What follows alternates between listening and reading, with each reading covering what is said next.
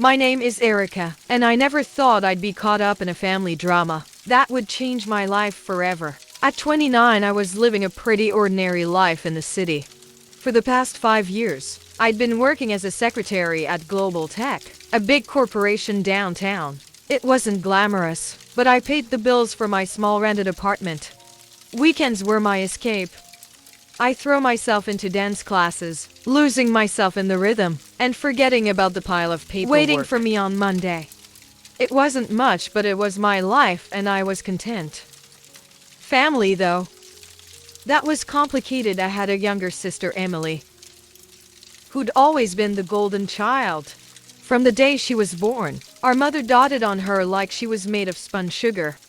Dad, well, he just fell in line with whatever Mom wanted. It was always Emily this and Emily that. I tried not to be bitter, but it was hard not to feel like a shadow in my own family. As years went by, the distance between us grew. Phone calls became less frequent, visits even more so. I'd see pictures on social media of family gatherings. I wasn't invited to Emily, always front and center, beaming with our parents. It's done, but I told myself I was better off focusing on my own life.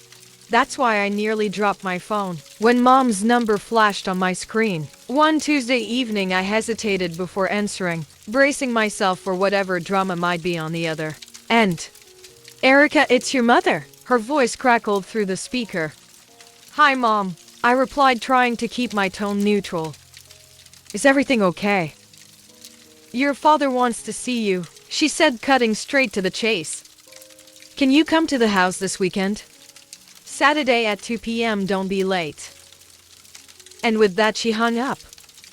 I stared at my phone, a mix of emotions swirling inside me. What could be so important? That Dad wanted to see me after all this time. Part of me wanted to ignore the invitation, to protect myself from inevitable disappointment. But curiosity won out.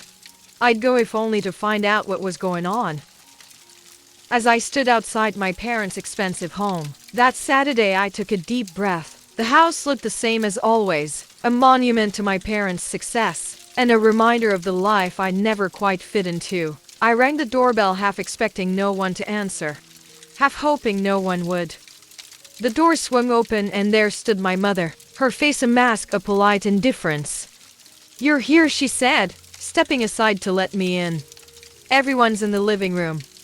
Seated in the plush living room were my father, looking pale and drawn, my sister Emily, and her husband James. The atmosphere was tense, thick with unspoken words and hidden agendas. I perched on the edge of an armchair, feeling like an outsider in my own family home. Up close, I could see how ill Dad looked. His skin was pale, almost translucent, and his eyes seemed sunken. A chill ran down my spine as I realized this wasn't just a casual family gathering. I've got something to tell you all. Dad continued, his gaze sweeping across the room. I'm terminally ill. The doctors say I don't have much time left. The words hit me like a physical blow. I gasped, tears bringing to my eyes. Despite our strained relationship, I loved my father. The thought of losing him was unbearable. Daddy, I choked out, reaching for his hand. He squeezed mine weakly, a sad smile on his face. Emily let out a dramatic sob, burying her face in her husband's shoulder. Mom sat stone-faced, her lips pressed into a thin line. I wondered how long they'd known, how long they'd kept this from me. There's more, Dad said, his voice growing stronger. I've made some decisions about my will. The room fell silent. Even Emily's sobs quieted as everyone leaned in, listening intently. Mary, Dad said, looking at Mom. You'll get the apartment in the city. Mom nodded curtly as if this was expected. Emily, the house will be yours. My sister's eyes lit up, a smile breaking through her tears. Then Dad turned to me, and I saw a determination in his eyes I'd never seen before. Erica, I decided to leave you my savings. All of it. $800,000. For a moment I couldn't breathe. $800,000. It was more money than I'd ever dreamed of having. But more than that, it felt like an acknowledgement, a way of making up for years of being overlooked. The silence that followed was deafening. Then all hell broke loose. Emily jumped to her feet, her face contorted with rage. Dad, that's not fair. Eric is barely even part of this family anymore. She doesn't deserve it, Mom hissed, glaring at me as if I'd somehow orchestrated this. John, you need to exclude her from the will now. I sat there, stunned as my mother and sister railed against me. And then Dad slammed his fist on the coffee table, the sound echoing through the room. Enough, he roared, his face flushed with anger. This is my decision and I won't change it. Turning to Mom, his eyes blazing, he continued, I've been under your influence for far too long, Mary. I've neglected Erica because of you, and it ends now. The room fell silent once more. I stared at my father, seeing him in a new light for the first time in my life. He was standing up for me. Dad turned to me, then his anger melting into sorrow. Erica, can you ever forgive me? I've been a terrible father to you. Tears streaming down my face, I moved to him, wrapping my arms around his frail frame. I forgive you, Dad. I whispered. I love you. We held each other for a long moment, years of hurt and misunderstanding flowing away. When we finally separated, Dad looked exhausted. I need to rest now, he said, slowly getting to his feet. Erica, thank you for coming. As Dad left the room, the atmosphere shifted palpably. Mom stepped forward, her face a mask of barely contained fury. Listen here, Erica. You need to do the right thing and give up your share of the inheritance. No, I said, my boy's stronger than I felt.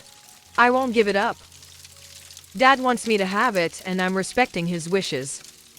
Emily's face contorted with rage. She stepped closer, her finger jabbing at my chest. You'll regret this, Erica. Mark my words. Over the next 2 weeks, my phone buzzed constantly, with messages from Mom and Emily. Each one demanded I give up the inheritance, their tone growing increasingly hostile and threatening. I ignored them all, focusing on work, in my dance classes, trying to find some semblance of normalcy. Then on a great Tuesday morning, I got the call I'd been dreading. Dad had passed away in his sleep. The funeral was a blur of black clothes and somber faces. Mom and Emily put on a show of grief, wailing dramatically and clutching each other. I noticed Emily wearing an obscenely expensive necklace and bracelet set, the diamonds catching the light as she dabbed at her dry eyes. After the service, we gathered at the house. I watched in disgust as Emily made a show of removing her jewelry, tucking it into her purse with exaggerated care. As the last of the guests trickled out, I gathered my things, eager to escape. That's when all hell broke loose. My jewelry, Emily shrieked, her hands flying to her face in mock horror. It's gone, someone's stolen it. Mom's eyes locked onto me, her gaze accusing. Well, isn't it convenient that the only person who's been here all day is the one who stands to gain so much?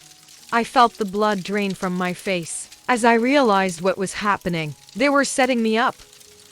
You can't be serious, I sputtered. I didn't take anything.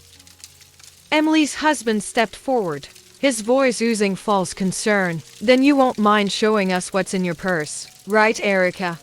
I clutched my bag tighter, my mind racing. I knew I was innocent, but something told me that wouldn't matter if I opened my purse. No, I said firmly. I don't have to prove anything to you. Emily's husband pulled out his phone. Then you leave me no choice. I'm calling the police. As he dialed, I saw a triumphant smirk flash across Emily's face. In that moment, I realized just how far they were willing to go to get what they wanted. I stood frozen, my heart pounding as 2 officers entered the house. Emily immediately launched into a tearful account of her stolen jewelry, painting herself as the grieving daughter, victimized on the day of her father's funeral. Officers, Emily's husband said, his voice derping with false concern. We have reason to believe Erica may have taken the jewelry. She's refusing to show us the contents of her purse. The older of the two officers turned to me, his face impassive. "Ma'am, would you mind opening your purse for us?" I felt trapped knowing that whatever happened next would not end well for me. With shaking hands, I opened my purse. The officer looked inside and his expression hardened. "Ma'am, I'm going to have to ask you to come with us," he said, reaching into my purse and pulling out Emily's necklace and bracelet. The world seemed to tilt on its axis. "This is impossible," I stammered. "I didn't take these, I'm being set up." But my protest fell on deaf ears. Mom and Emily launched into a tirade, calling me a thief, a liar, hurling insults that cut deeper than any knife. As the officers leaded me out, I caught a glimpse of Emily, smug smile hidden behind her hand, as she pretended to sob. At the police station, I sat in a stark interrogation room, still in my funeral clothes, trying to make sense of what had happened. Hours passed and then the door opened. To my surprise, it was my mother who walked in, not a police officer. She dismissed the officer standing guard, insisting on speaking to me alone. As soon as the door closed behind her, Mom's demeanor changed entirely. Gone was the grieving widow, replaced by a cold, calculating woman I barely recognized. "Listen carefully, Erica," she hissed, leaning close. "You have one chance to fix this mess. Give up the inheritance. Sign it over to Emily and all of this goes away. The charges, the scandal, everything." I stared at her, disbelief warring with a growing sense of betrayal. You set me up. Your own daughter." Mom's laugh was harsh and humorless. "Oh, please. You stopped being part of this family long ago. Now you have a choice. Give up the money or we'll make sure you go to prison. Think about it, Erica. A thief who stole from her own sister at their father's funeral. Your reputation will be ruined. You'll lose everything." I felt sick to my stomach, the full weight of their betrayal crashing down on me. "No," I said, my voice barely above a whisper. "I won't do it. I didn't steal anything. And I won't let you blackmail me." Mom's eyes flashed with anger. "You ungrateful little rat," she spat. "I hope you enjoy prison. Everyone will know what you did, stealing from your own family. You'll be nothing but a criminal, a disgrace." With that, she turned on her heel and left, slamming the door behind her. I sat there, stunned, tears streaming down my face. As the reality of my situation sank in, I was released on bail later that night. Stumbling out of the police station into the cool night air, my phone buzzed a message from my boss at Global Tech. My stomach dropped as I read it. "Erica, I've heard some disturbing rumors. Until the situation is resolved, I think it's best you take some time off. Paid leave, of course. I believe in your innocence, but we need to protect the company's reputation. Take care." I leaned against the cold brick wall of the station, feeling my world crumbling around me. In the span of a day, I'd lost my father, been betrayed by my family, arrested, and now I was on the verge of losing my job.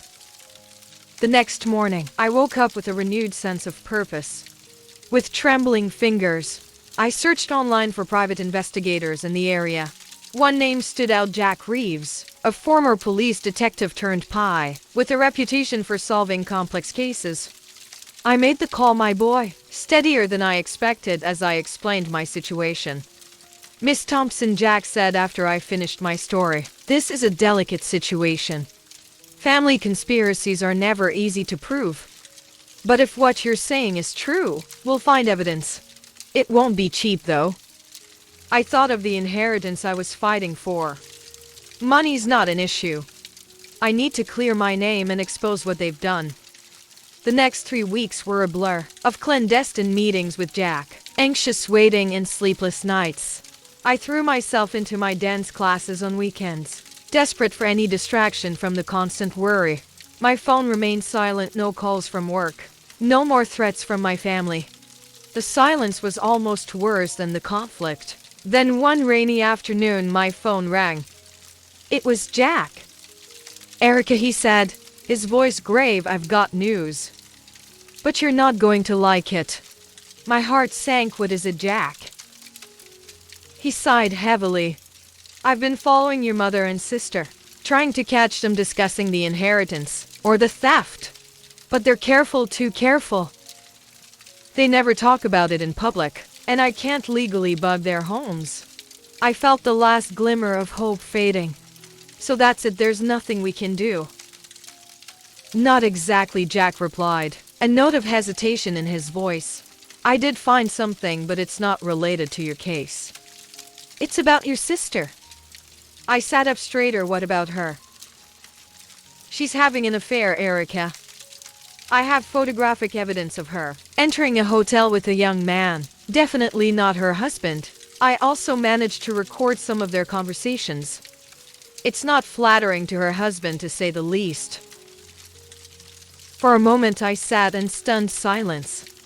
Then slowly a plan began to form in my mind.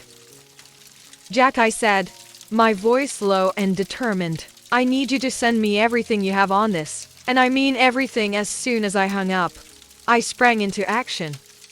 I spent the next hour poring over the photos and recordings. Jack sent my mind racing with possibilities. Finally, I made a decision. I selected the most damning photo, my sister entering the hotel with her young lover, and sent it to her husband's phone with a simple message, interested in knowing what happened next. Meet me at Cafe Luna tomorrow at 2 p.m. the next day. I arrived at the cafe early, my nerves on edge. At exactly 2 p.m., Emily's husband walked in. His face a mask barely contained fury and curiosity. What's this about, Erica? He demanded as he sat down across from me. I took a deep breath. I think you know James. But what you've seen is just the tip of the iceberg. Over the next hour I laid out everything I had. The photos, the recordings of Emily laughing about James's age, mocking his performance in bed, discussing her plans to leave him once she got her hands on the full inheritance. James sat in stunned silence, his face growing paler with each revelation. When I finished, he looked up at me, his eyes blazing with a mixture of pain and rage. What do you want? He asked, his voice hoarse. I leaned forward. I want justice, James. And I think you do too. Help me prove that they framed me and we can both get what we deserve. A few days after my meeting with James, my phone buzzed with a message. It was from him, containing several audio files. My heart raced as I pressed play on the first one. Emily's voice filled the air. Can you believe how easy it was to plant that jewelry in Erica's purse? My mother's laughter followed. I know the look on her face when the police found it was priceless. Well, she'll have no choice but to give it up now. I listened to file after file, each one filled with their callous plotting and cruel laughter. A mix of vindication and disgust washed over me. Finally, I had the proof I needed. The day of the will reading arrived quickly. I entered the notary's office, my stomach in knots but my resolve firm. Mom and Emily were already there, shooting me smug looks. James sat quietly in the corner, giving me an almost imperceptible nod. The notary, a thin man with wire-rimmed glasses, cleared his throat. Let's begin, he said, unfolding the document before him. He read through the will, detailing the distribution of assets, just as Dad had explained that day at the house. As he finished, I stood up. If I may, I said, my boy, steadier than I felt, there's something I need to address before we conclude. Mom's eyes lit up and she nodded approvingly. I'm glad you've finally come to your senses, Erica. I knew you'd make the right decision and give up the inheritance. Mom and Emily exchanged triumphant glances, their faces beaming with anticipation, but I was about to disappoint them.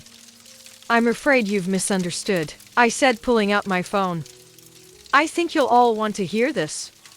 I pressed play and the room filled with their voices, gleefully discussing how they had framed me for theft. As the recording played, I watched a color drain from their faces. Emily let out a strangled gasp while Mom sat rigid, her lips pressed into a thin line. When it ended, chaos erupted. You lying scum, Emily screeched, lunging towards me. How dare you, Mom hissed, her composure cracking. You ungrateful, scheming. I recorded those conversations. James suddenly spoke up, his voice cutting through the commotion. The room descended into madness. Emily was screaming at James. Mom was hurling insults at me. And I stood there watching it all unfold. Silence, the notary's voice boomed, startling us all into quiet. This is a legal proceeding, not a circus. Everyone will calm down this instant, or I'll have you all removed. As the notary's words echoed through the room, a heavy silence fell. It was broken by James, who stood up abruptly. His face, a mask, barely contained fury. Since we're airing dirty laundry, he said, his voice trembling with anger, I have something to add. He reached into his jacket and pulled out a photograph, slapping it down on the table in front of Emily.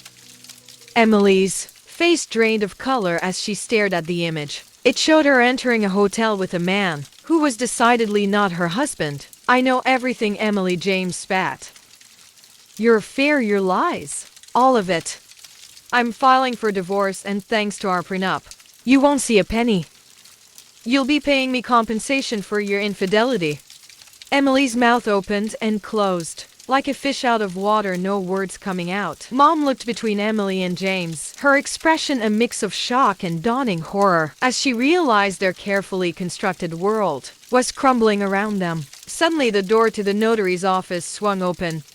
2 police officers walked in, their faces stern. Mary and Emily Thompson, one of them asked, though it was clear he already knew who they were. Mom and Emily looked up, tears streaking their faces. You're under arrest for false accusations of theft and attempted blackmail, the officer continued. You have the right to remain silent. Anything you say can and will be used against you in a court of law. As the police read them their rights and handcuffed them, I watched with a mixture of satisfaction and sadness. This was justice, but it was also the final nail in the coffin of our family relationship. I walked out of the office behind the police, watching as they put Mom and Emily into separate patrol cars. As the sirens faded into the distance, I felt a weight lift off my shoulders. It was over. Taking up my phone, I dialed a familiar number. Erica, my boss's voice came through, sounding concerned. Is everything all right? Better than all right, I replied, a smile in my voice. I can explain everything now. The accusations against me were false, and I have proof. I gave him a brief rundown of what had happened. As I finished, I heard him let out a low whistle. Erica, I'm so sorry you had to go through all that, he said, genuine sympathy in his voice. But I'm glad the truth came out. Listen, your job is still here, whenever you're ready to come back. In fact, I'd be delighted to see you at work, as soon as you feel up to it. The weeks following the confrontation at the notary's office were a whirlwind of legal proceedings and life-changing decisions. As the truth came to light, the charges against me were quickly dropped. The relief I felt was indescribable, like a weight I'd been carrying for months, suddenly lifted from my shoulders. But for Mom and Emily, the nightmare was just beginning. They faced charges of false accusation and attempted blackmail. The trial was swift and damning, with the recorded evidence leaving no room for doubt. In the end, they were found guilty on all counts. The judge, a stern-faced woman with piercing eyes, looked down at them from her bench. In addition to the criminal penalties, this court orders Mary and Emily Thompson to pay substantial damages to Erica Thompson for emotional distress and damage to her reputation. The fine was staggering. Mom's face went pale as the amount was read out, while Emily burst into tears. In the days that followed, I watched from a distance as their lives unraveled. Mom, with no other choice, was forced to sell the apartment Dad had left her. It was a beautiful place in the heart of the city, but now it slipped from her grasp. The proceeds going straight to me as part of the damages. Emily's situation was even more dire. The house she'd been so smug about inheriting had to be sold to cover her part of the fine. I couldn't help but feel a twinge of satisfaction as I remembered her gloating face the day Dad announced his will. But Emily's troubles didn't end there. James, true to his word, filed for divorce. He demanded the compensation outlined in their prenuptial agreement for her infidelity. What little money was left from the sale of the house went straight to him. In the span of a few short months, Mom and Emily had lost everything. Their comfortable lives, their social standing, their financial security, all of it gone. They were left with nothing but the consequences of their own actions. As for me, I found myself in a position I'd never dreamed possible. With the inheritance from Dad and the damages from Mom and Emily, I had more money than I knew what to do with. After much thought, I decided to buy a beautiful apartment in a quiet part of town. It was everything I'd ever wanted in a home, spacious, bright, and most importantly, mine. The rest of the money I invested carefully. I spent hours researching, consulting with financial advisors, and making prudent decisions. My goal was to ensure a steady income for years to come, to build the security that I'd always longed for. As I stood in my new apartment, looking out over the city skyline, I couldn't help but reflect on the tumultuous journey that had brought me here. The pain, the betrayal, the fight for justice, it had all led to this moment. I thought of Mom and Emily, now struggling to make ends meet. Part of me felt sorry for them, but a larger part knew that they were facing the consequences of their own choices. They had tried to take everything from me, and in the end they'd lost it all themselves. My phone buzzed with a message from my boss, confirming my return to work next week. I smiled, looking forward to getting back to normal. Or rather, my new normal.